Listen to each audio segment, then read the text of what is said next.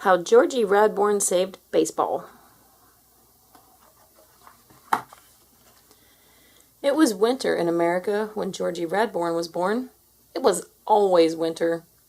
Year after year, snow covered the factories, fields, and houses from New York to St. Louis to Los Angeles. The entire country was freezing cold, for this was the time when baseball had been declared illegal. And the strange thing was that without baseball, spring didn't come, and the snow didn't melt, and the sky stayed gray. But it hadn't always been like this.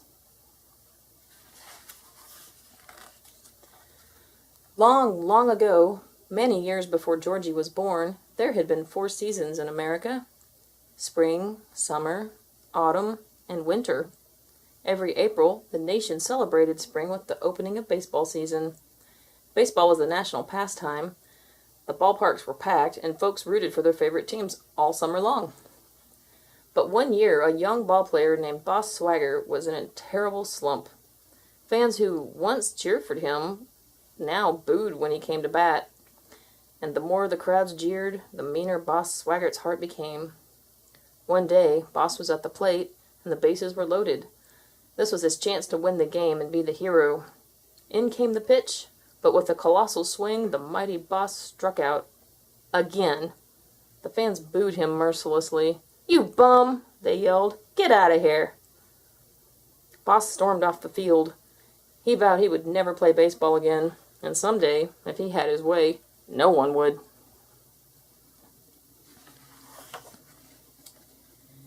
Years passed, and Boss Swagger worked hard to become a very rich man. But even with all his money, he never forgot that rotten day at the ballpark so long ago. He thought about it day and night, and he cooked up a plan to rid America of baseball forever. Boss used his money to buy radio and television stations and newspaper companies and magazines. Every day, folks read about the evils of baseball in his papers, or heard about them on his radio and TV shows.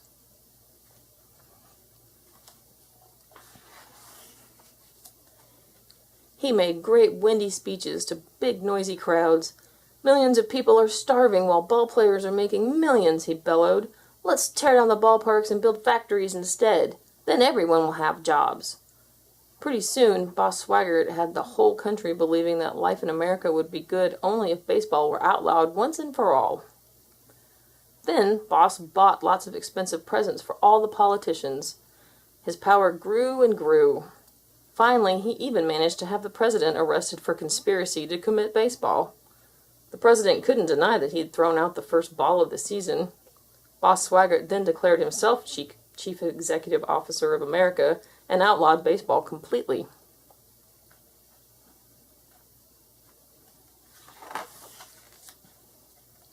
Right off the bat, Boss threw all the ball players into the freezing cold Candlestick prison, and he confiscated all the baseball equipment. Next, he outlawed the shape of the baseball diamond, and even made baseball sayings illegal. People were locked up just for calling someone a screwball, or for saying a movie was a hit. Out came the bulldozers, down came the ballparks, and up went a set of new factories. Boss put everyone over the age of 8 to work in those factories, and he gave them all paychecks each week. He formed a gang of thugs called the Factory Police, and he used them to spy on the public.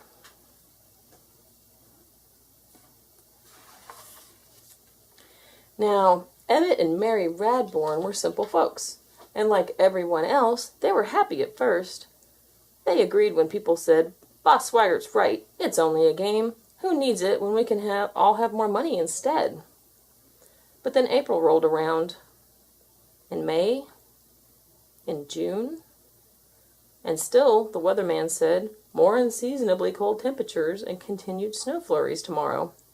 Trees stayed bare, flowers didn't bloom, birds didn't sing, and winter went on, even in places like San Diego where it had never been cold.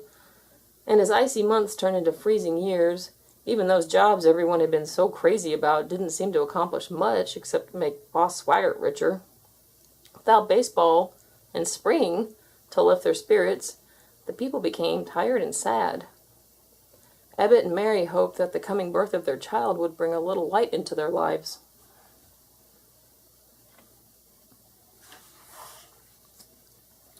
Georgie Radbourn was born in April during what Boss's newspapers called the mother of all snowstorms. Ebbet and Mary were very proud of their baby boy, but as he grew older and began to talk, they discovered something truly odd about him. Every time he opened his mouth to speak, forbidden sayings of baseball popped out. "Batter up!" he would shout, followed by, "Hum that apple! Shoot that pea!" What he meant was, "Good morning, what's for breakfast?"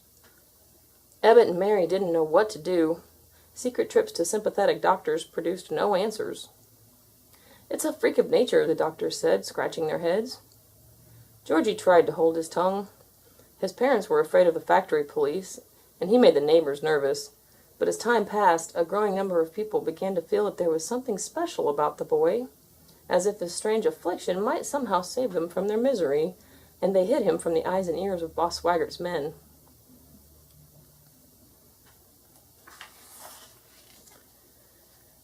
With winter everywhere and baseball just a memory, the only fun left for children in America was throwing snowballs. Georgie and his friends found that the factory police made the most thrilling targets. "Hit 'em where they ain't!" Georgie yelled, and his friends let loose a snowy barrage. Then they ran. Georgie was the best. He was super fast and deadly accurate, and he could throw snowballs that curved around the corners of buildings, catching the cops off guard.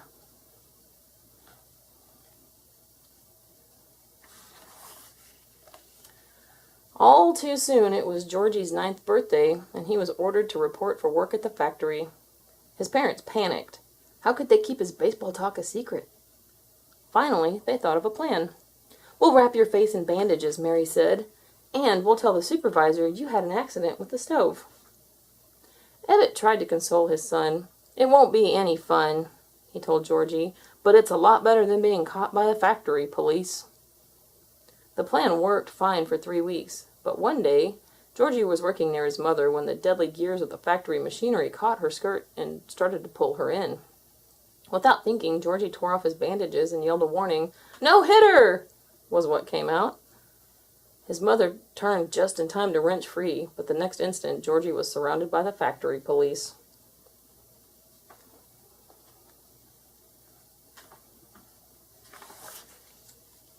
"Trial of the century!" screamed the newspaper headlines, and the whole country was abuzz with rumors, hopes, and whispers. No one as young as Georgie had ever been arrested before.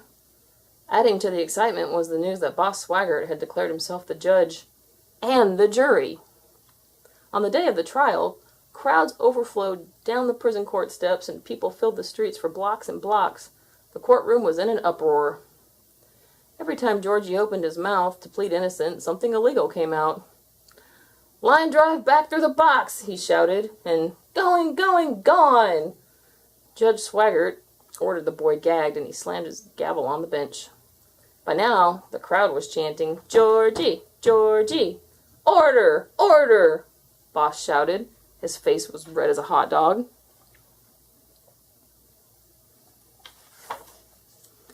Georgie's lawyer approached the judge. "Your Honor," she began, "my client is very sorry, and he would like to offer a proposal to settle this matter quickly." The courtroom became quiet. "My client proposes a simple contest of wits and skill." "Oh?" said Boss, warming to the challenge. "And what might be the nature of this contest?" The lawyer hesitated. Pardon my language, a baseball game." A gasp rippled through the crowd.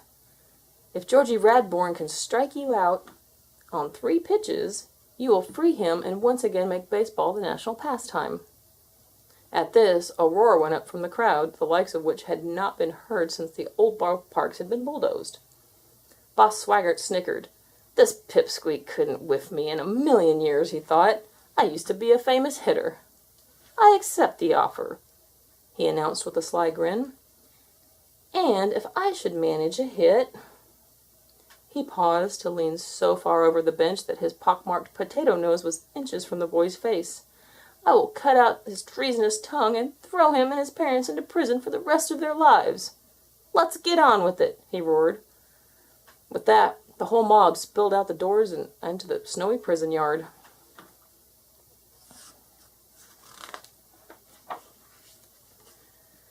The crowd settled in on either side, and foul lines were drawn in the snow.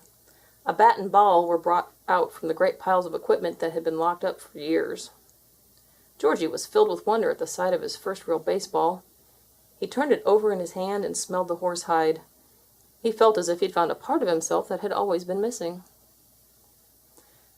As the big man and the small boy took up their positions, the people, inspired by Georgie, began to root openly against Boss. "Give him the high hard one, kid! Backdoor the bum!" It felt good to shout out those words, to root for their favorite ball player again.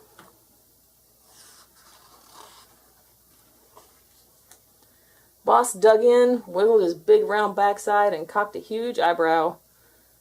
Georgie glanced at his mother, went into his wind-up, and let the ball fly. Boss could hear the hum of the ball's stitches as he swung wildly and missed. "Strike one!" bellowed the umpire, and the crowd exploded. Boss Swaggart was livid. He rolled up his sleeves and glared at the small pitcher. "Let's see that again!" he hollered. Georgie wound up and fired another fastball. But this time Boss was ready. He swung hard, and there was a smell of burning wood as he met the ball. The crowd groaned as the ball soared high and deep toward the prison wall. But wait! It was curving. Curving. Foul ball! Strike two! Boss Swaggart grinned. This wouldn't end like that game so many years ago. He had this kid's number. He leaned out toward Georgie, stuck out his ugly tongue, and made a chopping motion with his hand. Georgie was unruffled.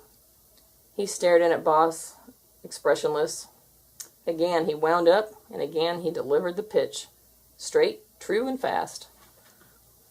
Boss cocked his bat and stepped into the pitch. In unison, the crowd yelled, "Swing!" And swing Boss did, as hard as he could. But this time, as the ball rocketed toward home, it curved like no one had ever seen, even in the glory days. It curved as if it was rounding the corner of a building. Boss missed it by a mile, and the force of his swing blew him out of his shirt and his tie, out of his pinstripe pants, and even out of his size 14 wingtip shoes. "Strike three! You're out of here!" howled the umpire.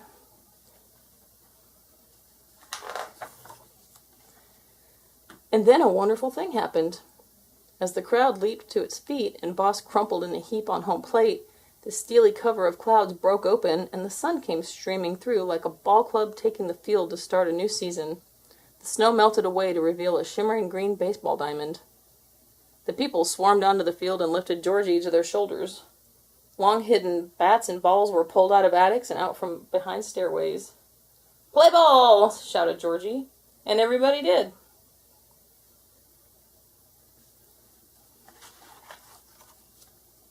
And so, today, there's baseball in America once again. There is still winter, but now there is spring and summer, and autumn too.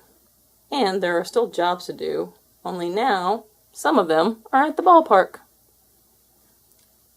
The end.